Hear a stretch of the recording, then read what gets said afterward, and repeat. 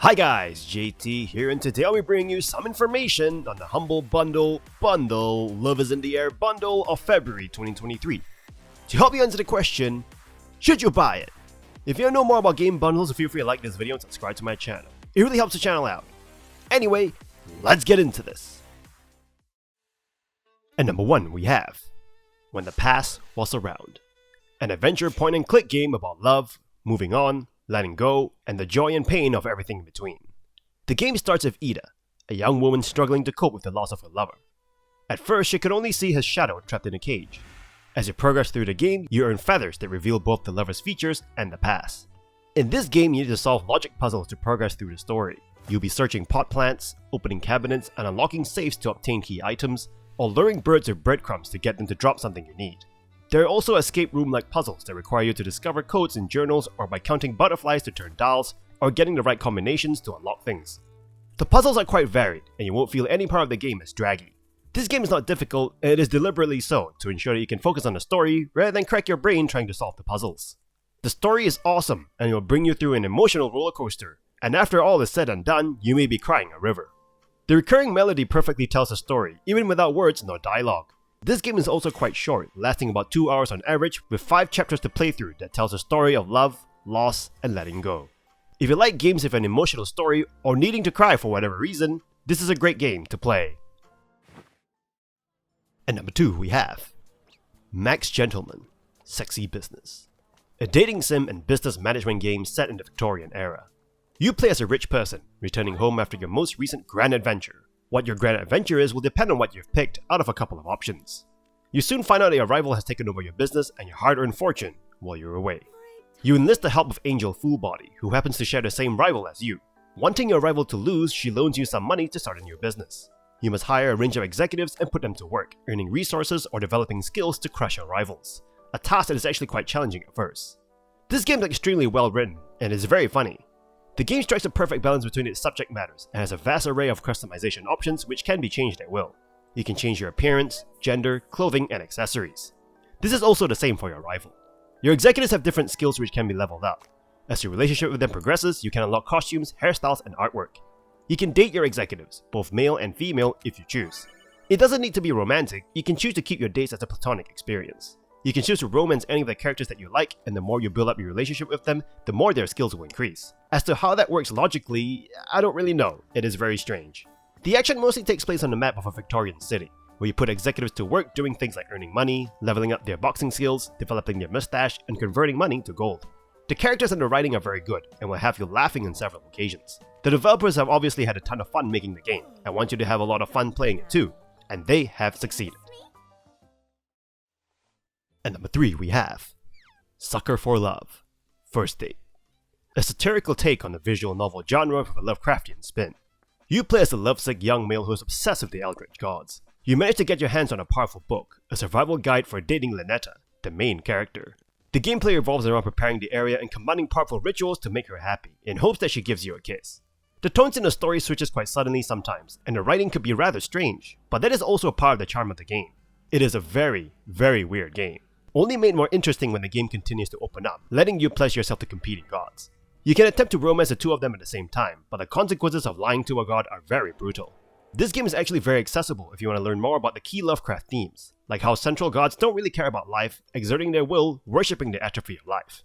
No matter how devoted you are to them, you are merely a passing thought in their minds. Your eldritch dates actually notices you, but doing so requires sacrifices like, I don't know, transforming your body, shifting reality, and destroying the world, but apparently you think it's all worth it for the kiss. However, there are only a handful of rituals to complete each act, and they aren't super complicated. Typically, rituals will involve you donning some outfit, setting the mood, and hovering over the right words to advance to the next step. This game plays into the more generic visual novel style, just so it can stab you in the heart at the right moment. Sucker for Love, First Date is a creative and interesting little visual novel with some funny writing and charming setting. If you like a strange, funny visual novel, this could be a game for you. And number 4 we have Ambition, a Minuet in Power. An RPG dating sim game set during the time of Marie Antoinette. You play as a common girl, Yvette the Cole, having been humiliated and scandalized on your first social event in Paris. You won't take that abuse and pity though, so you choose to dive into the intriguing social politics to end up on top. First of all, the story follows the pace of the player, allowing you time to get into the shoes of your vet. The writing is also great and immersive, delivering the right amount of comedy and pacing to every scene. The main cast of characters are memorable, intriguing, and will motivate you to pursue certain storylines and stock up on their favor. There's enough variety of personalities in the game's romance to ensure that there's somebody for everybody.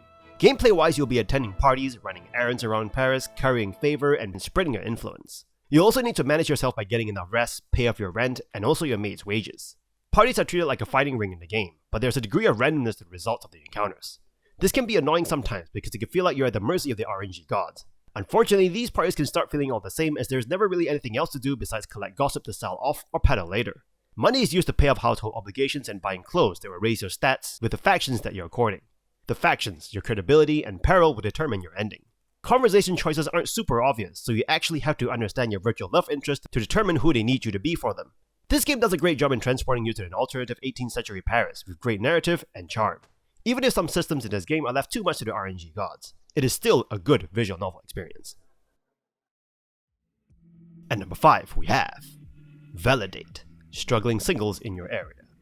A visual novel dating sim game that covers every kind of relationship across genders, body shapes, and sexual orientations. There's a common thread though, and that is modern dating is hard and anxiety-filled.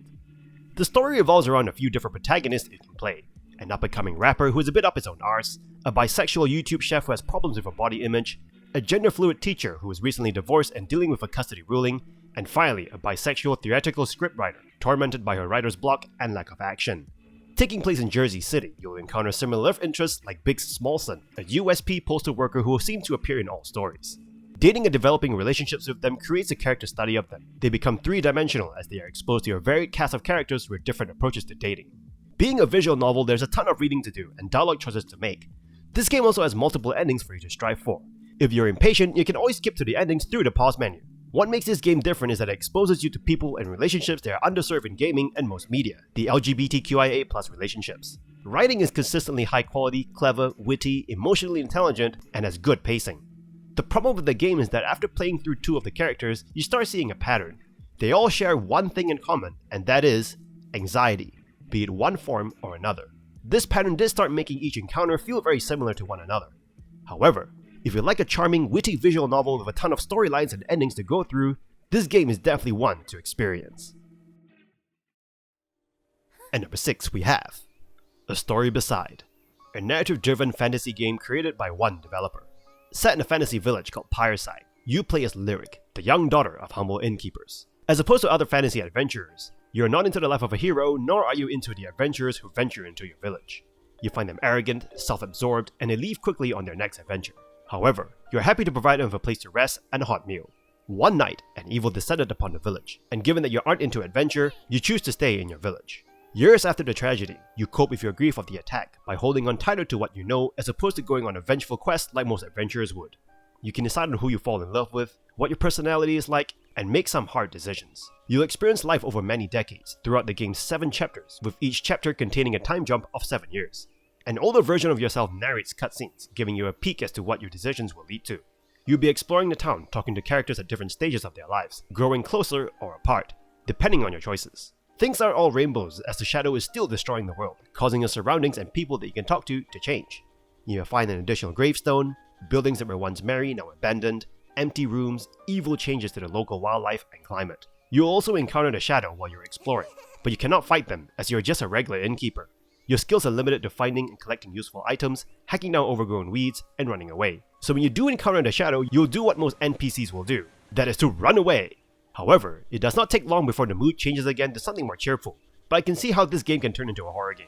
This game is a heartwarming hidden gem as you play a regular NPC, just trying to survive and build meaningful relationships throughout your life, and finally determining who is by your side when your time comes to a close. It isn't about the great struggles of adventurers and knights, but the struggle of a regular innkeeper having to deal with the dangers her own way.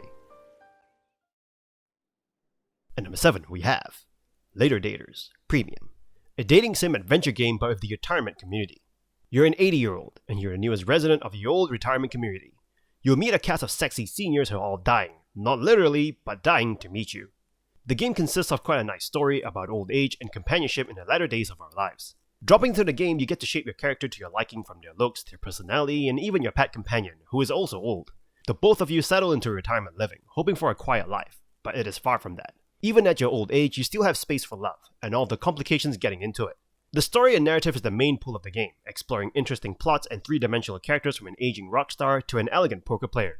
The relationships that you make feel real, with some lovely writing and entertaining storylines. This game also deals with more serious and real topics like death, aging, dementia, sex, and love in your senior years. It is clever, and it will change how you view old people. The gameplay involves different dialogue tree paths, deciding where to go next which will affect the narrative and relationships that you form. Each day at the care home deals with a different storyline or event, separated out like a chapter. This game is definitely not about the action, and there's a ton of reading to do. You can strangely choose to skip the reading entirely and move on to decision making instantly, but that spoils the experience of the game. I bet that you've never played a game like this, and while this game is a dating sim, it feels more like a narrative adventure of getting old. It does not shy away from difficult and taboo subjects, and it will certainly open your eyes and think about matters in life a little more. And number 8 we have Kaichu, the Kaiju dating sim. A monster dating sim game involving romance between skyscraping monsters? You play as Gigachu, which might be a nod to Pikachu, but that might just be me. And you're a giant dinosaur looking for love. With a potential mate in mind, you can walk hand in hand as you destroy the world's most famous monuments. You will travel the world with your date across a bright and cheery world with dozens of famous landmarks to obliterate. The world has a ton of cute personality, and even the kaijus look like they can be turned into plush toys. The narrative of the game is cleverly done via news reports, and it seems like the whole world is interested to see if Gigachu can find love. Why can't we get news reports like this in our real life? These reports are packed with puns, playful, and are supported with great voice acting, adding to the relaxing tone of the game. Across the 3-act structure, you'll encounter the military trying to stop the destruction and possible interspecies breeding, and also a robot third wheel that is hell-bent on making sure you aren't moving towards a happy relationship. There are 6 potential soulmates, each with their own personality traits, with each romance potentially taking 20 minutes to finish. As opposed to traditional dating sim games where you're managing a meter or buying gifts, this game's dating sim is more of a speed date. You're asked a series of multiple choice questions, and how the other kaiju responds indicate how well the date is going. Your response can either be bad, good, or great, with positive answers culminating in the smashing of the landmark that you're visiting at the time.